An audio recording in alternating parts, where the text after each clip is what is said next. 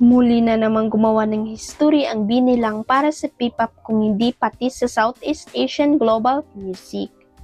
Ang binilang naman ang kauna-unang Southeast Asian artist na na-feature sa Spotify documentary style series na The Come Up.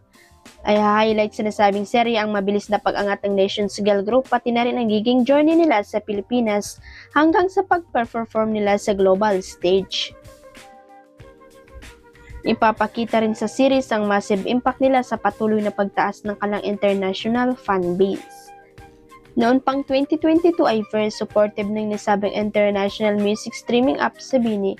Kung matatandaan kasamang Bini sa Spotify Radar Philippines, ito ang curated playlist kung saan ini-highlight ang emerging Filipino artists. Bago tuluyang sumabak sa medical school, nagpakaligaya muna si Miss Universe Philippines 2020 Rabia Mateo sa Hong Kong Disneyland. Kadate ng kapuso actress beauty queen ang boyfriend niyang si Jay Cuenca sa paglalamyerda sa Hong Kong, partikular na nga sa Disneyland. Ayon kay Rabia, gala pa more ang ginawa nila ni Jake sa HK bago niya karirin ang pagpasok sa mid-school.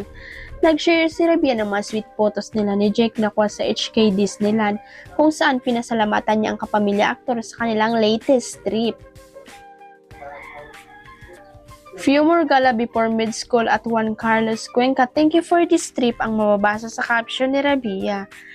Nag-reply naman sa kanya si Jake ng the best day ever, congratulations, I'm so proud of the incredible woman that you are.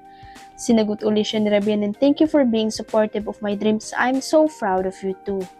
Sa comment section, nag-post ang kapuso actress niya si Carla Abellana ng wow, med-school. Sinagot naman ito ni Rabia ng yes Carla, I just got accepted in UST. Huwag kalimutang i-click ang subscribe button at i-ring ang notification bell para sa latest at legit chika updates.